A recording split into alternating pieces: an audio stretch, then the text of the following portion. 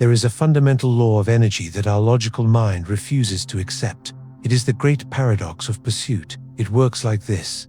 You define a target, something your soul deeply desires, and pursue it with the fury of a hunter. You strive, you sacrifice, you invest every atom of your being to achieve it. But somehow, your target always seems to move one step ahead, remaining forever on the horizon, almost mocking your effort. This happens because you are operating under a human law, the law of effort, in a game that responds to a universal law. And in this universal law, pursuit begets flight, need begets lack. Your wanting energy is actually repelling what you desire. What if I told you that the reason you don't have what you want yet is because you want it too much? What if the secret to finally receiving everything was the radical act of simply letting go? To understand the paradox of letting go in order to receive, you must first grasp the most fundamental and inexorable law of existence. Ancient philosophers, from Aristotle to medieval alchemists, gave it a Latin name, the horror of the void. Literal translation is the horror of the void, but its essence is even deeper. Nature not only detests emptiness, it is organically incapable of tolerating it. For the cosmos, emptiness is an anomaly, a flaw in the fabric of reality that must be instantly corrected. Consider this principle in its simplest and most tangible form. Take a glass and drink every last drop of water. At the exact moment the liquid disappears, what happens? Air, invisible and omnipresent, fills the space without any effort or command from you. There is not a millisecond of true vacuum. The universe doesn't stop and ask what to put there. It simply fills, for that is its primordial nature.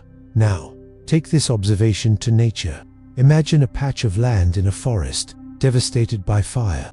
At first, there is only silence, the charred soil, the appearance of a perpetual void. But then, the call of the void echoes. The wind brings a single seed, the rain nourishes it, and a small, stubborn green leaf breaks through the darkness. That first act of filling is a signal to the rest of the cosmos. Birds bring more seeds, insects aerate the soil. Before long, what was a vacuum of life becomes a pulsating nursery, a testament to the universe's irrepressible drive to create, to fill, to expand into every available space. What these examples show us is that the universe is not a passive entity. It is a constantly filling force, an infinite source that ceaselessly seeks channels to express itself. A vacuum, therefore, is not just an empty space. Metaphysically, a vacuum is a vortex. It is a magnetic invitation. It is the most powerful call one can make to the energy of creation. By creating a vacuum, you are not creating an absence. You are carving in reality a mold with the exact shape of what you desire and forcing the hand of the universe to fill it. Your pursuit, your need, your anxiety, all of these are already filling your energetic space. And if the space is already filled with the energy of lack, how can the energy of abundance find a place to enter? If the nature of the universe is to fill the void, why then do you feel stagnant, as if nothing new is happening? The paradox is this: you are not empty. You are filled to the brim, but you are filled with the energy of absence. Your mind, your heart, and your space are so occupied with the vibration of need, pursuit, and lack that there is not a single inch of free space for abundance to land in your life. Therefore, our work is not passive. It is not about giving up. It is a powerful and intentional act of creation, a sacred ritual that I call active detachment. It is the process of consciously carving out the void at three fundamental levels of your existence. The first is the physical. Vacuum. This is the most tangible and often the most powerful first step, as it is a material statement to the universe. Look around you. The clothes you haven't worn in years aren't just fabric. They are stagnant stories, energies of a self that no longer exists. By donating them, you're not just cleaning out a closet. You're releasing the past and saying to the cosmos, I have room for the new. Clean your house, fix what's broken, throw away what doesn't serve you. Every act of decluttering the physical world is an act of purifying your temple, a clear sign that you are ready to receive. The second, deeper level is the mental vacuum. Your mind is like a room full of dusty old furniture. The limiting beliefs you carry, I'm not good enough, the past hurts you, repeat on loop. The obsessive concern with how and when your desire will manifest. Creating a mental vacuum is forgiveness. Forgiveness is not a gift you give to another. It's the act of revoking the unpaid rent that person occupies in your mind. It's practicing meditation, not to think about nothing, but to become the silent observer of your thoughts, allowing them to pass like clouds and creating spaces of silence. It's in this silence that new ideas and inspirations can finally whisper to you. Finally, the third and most powerful level, the emotional vacuum. This is where the heart of the vortex resides. This vacuum is created by cutting the energetic anchors that bind you to low vibrations, such as toxic relationships or friendships that only drain you. But the most courageous act is to release attachment to the specific outcome and, above all, the need to control the process. It's like an archer who, after taking perfect aim and releasing the arrow, doesn't chase it to see where it will land. He trusts his aim, the physics of flight and destiny. By letting go emotionally, you release the arrow of your intention into the cosmos and allow universal wisdom to guide its course. By emptying your hands, your mind, and your heart, you don't become nothing. You become an altar, ready to receive the sacred. The moment you finally emptied the closet, forgive the hurt, or relinquish control over an outcome, the human mind, with its millennia-old survival training, panics. A primal fear whispers, what if nothing comes? What if I let go forever and now I'm left with nothing? This is where most people fail. They become frightened by the vastness of the space they've created and fill it again with the same anxiety as before. But this is where you need to understand the divine nature of what you just did. The act of letting go is not giving up. It's graduation, it's not weakness. It's the highest, most silent demonstration of spiritual power. Why? Because active detachment is the language of trust. And trust is the most valuable currency in the universe. By deliberately creating a vacuum in your life, you're doing much more than organizing a space. You're sending a radio signal into the cosmos, a clear, powerful, and unmistakable transmission. Every drawer you empty, every forgiveness you grant, every control you relinquish is screaming into the fabric of reality with deafening clarity. Universe, I trust you. I trust that your wisdom is greater than my anxiety. I trust that you will fill this space with something equal to, or most likely better than, what my limited imagination could conceive. I have done my part. I have prepared the sacred ground. Now, I make room for your magic. This is the moment of your great transition. It's the point where you stop being a desperate co-creator and become a master who trusts the flow.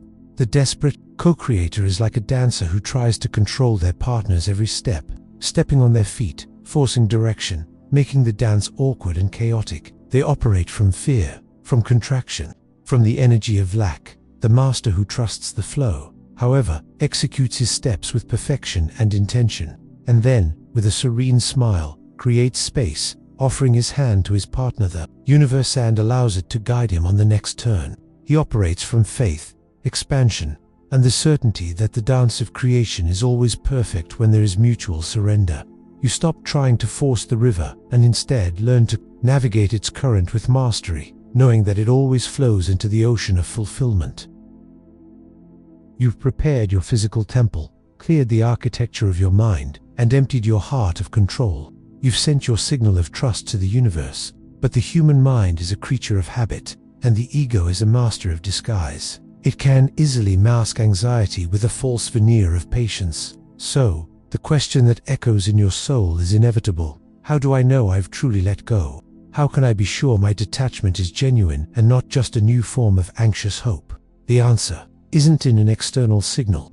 The test isn't administered by the universe. It's a diagnosis you make on yourself. The universe already knows your true vibrational frequency. The test is for you, to know it. It's the difference between understanding the path and actually walking it. There are 4 sacred symptoms, 4 observable signs that confirm that you've moved from theory to the embodiment of detachment. The first and most fundamental is exchanging anxiety for peace. Before, your desire was like a hot stone you held in your hand. It burned you with urgency, with the pain of its absence. You couldn't stop thinking about it. When true detachment occurs, you look at your hand and realize that the hot stone has transformed into a light feather. You still recognize the desire. The feather is still there, but it no longer burns you. You can observe it with a serene smile, feeling a deep peace and lightness toward it, whether it remains in your hand or flies away with the wind. The second sign arises from the first. The expansion of your focus when you're no longer obsessed with a single point on the horizon. Your field of vision opens up. Your consciousness, which was once a laser beam focused on a single point of lack, becomes a sun, illuminating 360 degrees of your existence. You begin to notice and genuinely rejoice in the other blessings in your life. The taste of your morning coffee, a conversation with a friend, the beauty of the sky. Gratitude ceases to be a forced exercise and becomes your natural state of being. This brings us to the third and highest sign, unconditional happiness. This is the level of mastery. It's when you realize that your state of joy no longer depends on the manifestation of your desire. You're no longer in the cycle of "I will be happy," double quotes when ... double quotes. You are happy now. You feel complete, whole, and grateful for your life as it is in this very moment. And herein lies the greatest of cosmic ironies. This state of wholeness is the most magnetic vibrational frequency there is.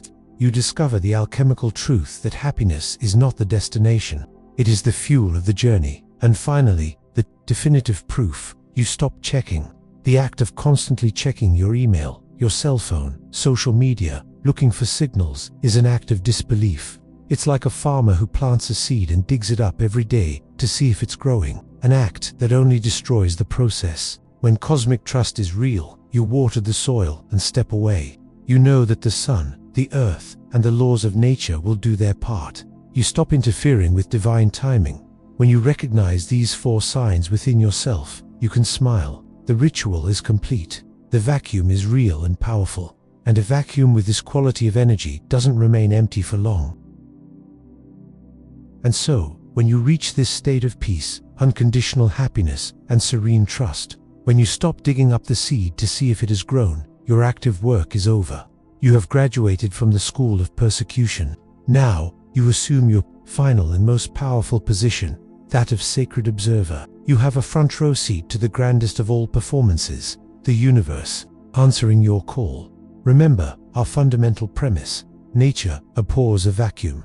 Therefore, filling the space you so courageously created is not a possibility. It is a physical and metaphysical inevitability. It is a law as certain as gravity.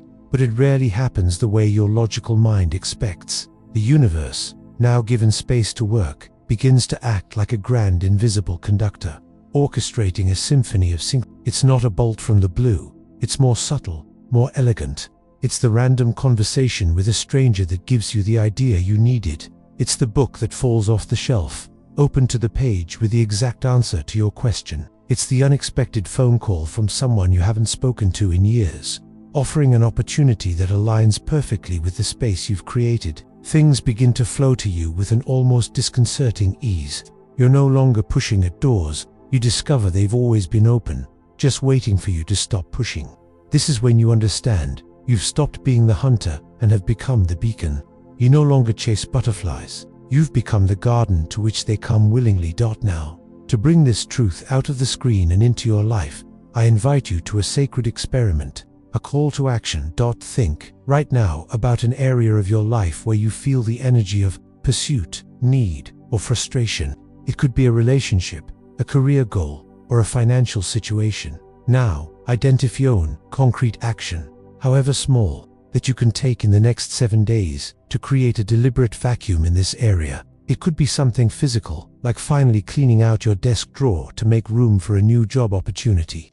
It could be something mental, such as dedicating 10 minutes a day to meditate and intentionally let go of thoughts about this problem. Or it could be something emotional, how to finally delete that person's number from your cell phone, releasing the attachment. I want you to scroll down to the comments and state your intention. It's an energetic contract you make with yourself and this community of creators. Right? I am creating a vacuum, and tell us what action you will take this week. By doing this, you anchor your intention in the material world and take the first real step away from the path of pursuit and onto the path of magnetic attraction. Remember, the universe yearns to give you everything.